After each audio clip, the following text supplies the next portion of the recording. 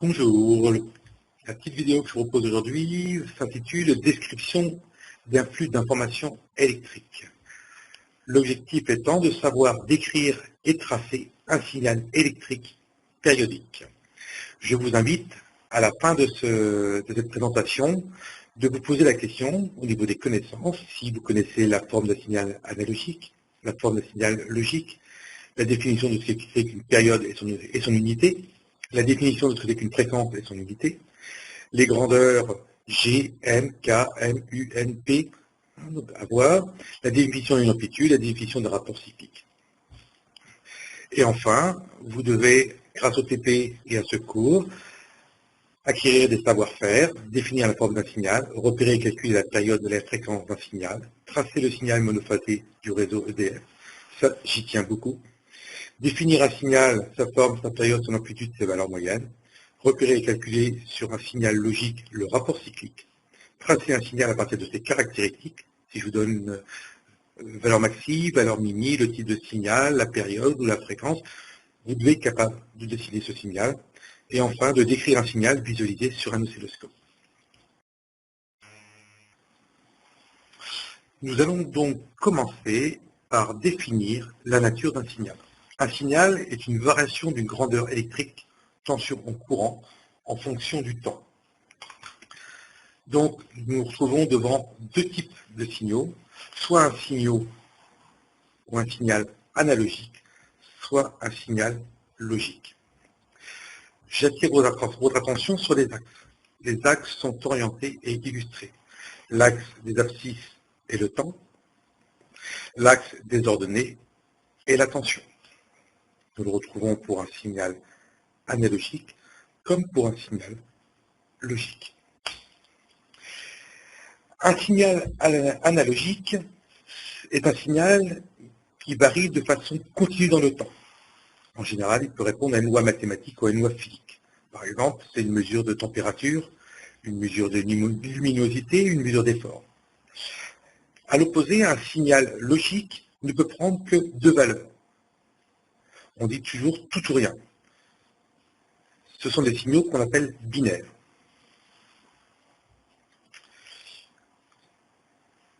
Les signaux dits signaux numériques sont également des signaux logiques. Ils ne peuvent prendre que deux états, soit 0, soit 1. Nous allons maintenant caractériser les signaux périodiques.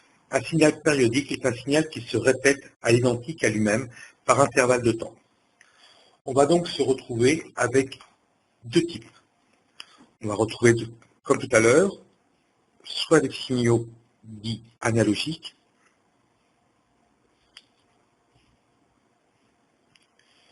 soit des signaux dits logiques.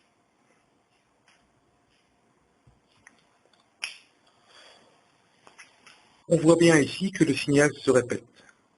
Le signal a cette variation-là, et arrivé ici, il se répète. De même, pour le deuxième signal, on a donc cette variation, et à partir de là, il se répète. On trouve la même chose sur le signal logique, et à partir de ce point-là, la forme se répète. On va donc définir sur un signal périodique la période. La période est la durée du signal avant qu'il commence à se répéter.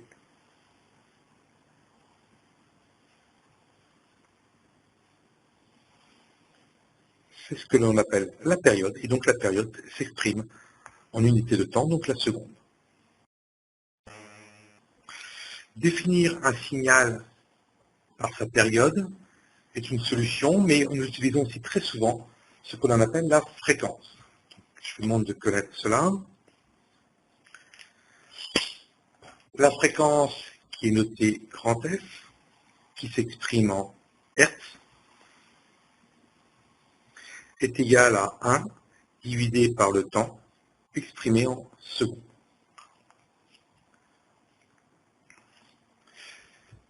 Un signal ayant une fréquence de 1 Hz, alors la période est donc égale à 1 seconde. Je fais une pause et je vous laisse me calculer quelle est la période pour un signal de 1000 Hz ou 1 10 puissance 3 kHz. Mettre votre vidéo sur pause jusqu'à ce que vous ayez fini l'exercice. Vous devez absolument connaître les grandeurs suivantes: giga 10 puissance 9, méga 10 puissance 6, kilo 10 puissance 3, milli 10 puissance moins 3, micro 10 puissance moins 6, nano 10 puissance moins 9 et enfin pico 10 puissance moins 12. Il faut absolument que vous soyez à l'aise avec ça. Je vous rappelle aussi des notions mathématiques. 10 10 puissance 0 font 1. Si vous avez 10 10 puissance A que multiplie 10 10 puissance B, le résultat est de 10 10 puissance A plus B. Donc, après avoir appliqué ces puissances de 10, vous trouvez donc que 1000 Hz représente donc 1 kHz, et donc 1 sur 10 puissance 3, ça fait 1 10 puissance moins 3, donc ça fait 1 milliseconde. Si nous faisons 1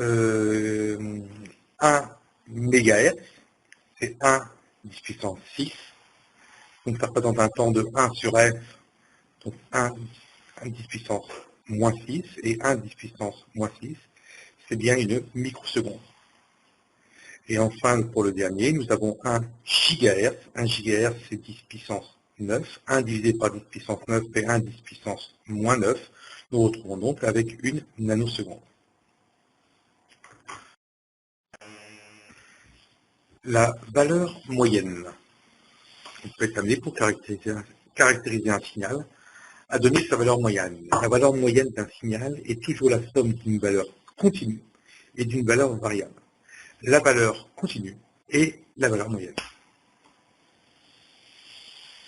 Donc si je prends ce signal analogique, sinusoïdal, nous retrouvons comme valeur moyenne cette tension continue qu'on appelle U moyen.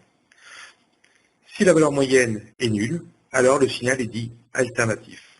C'est-à-dire que la sinusoïde est centrée sur l'axe des abscisses. Dans le cas d'un signal logique rectangulaire, la valeur moyenne, que l'on peut situer en observant la courbe à peu près à ce niveau-là, U moyen, est égal, U moyen, c'est égal à U max,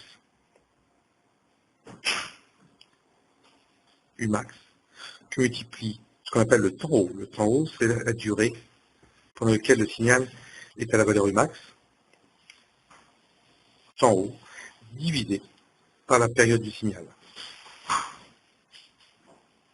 Nous verrons un peu plus tard que nous retrouvons la formule U max que multiplie le rapport cyclique alpha. Donc, nous arrivons à la représentation d'un signal du réseau EDF et nous allons définir ce que nous appelons la valeur efficace.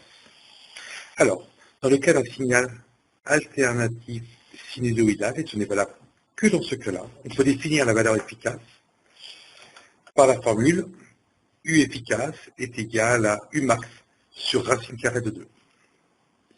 Alors, je vais vous tracer le signal du réseau EDF. C'est un signal que vous devez connaître. Donc c'est un signal sinusoïdal.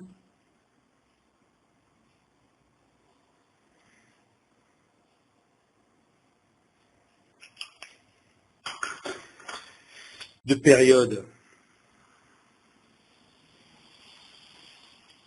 T. Alors, vous ne savez peut-être pas, mais le signal EDF a une fréquence de 50 Hz.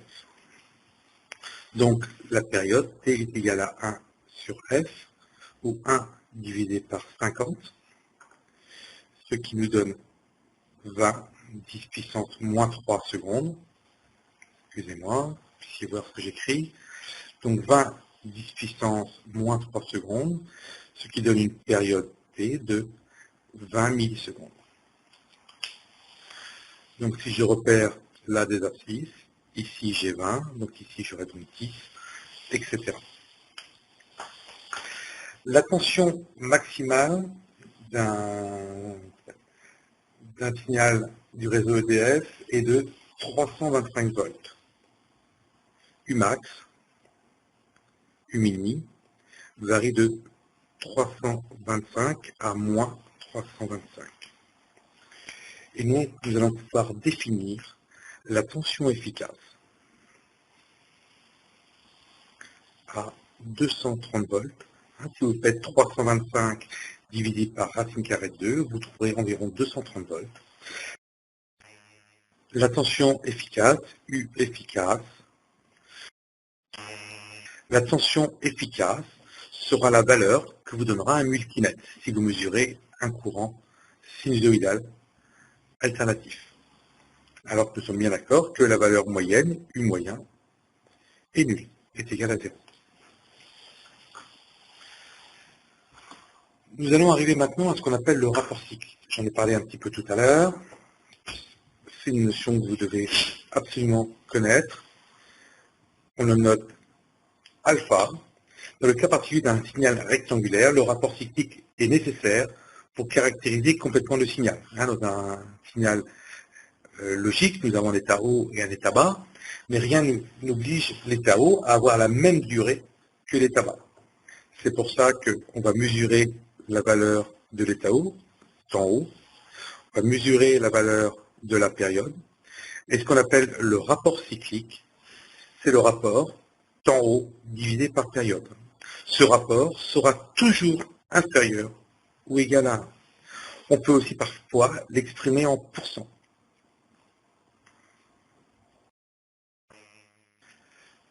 Pour voir si les différentes notions sont à peu près acquises, je vous invite à tracer un certain nombre de signaux. Vous pouvez faire ça au dos de la feuille, de manière à vérifier que vous avez compris ce que c'est que les différents signaux et les caractéristiques Umax, Umini, Umoyen, le rapport cyclique, le temps haut, le temps bas, la période et la fréquence. Ces exercices-là seront corrigés lors de la phase de questions-réponses.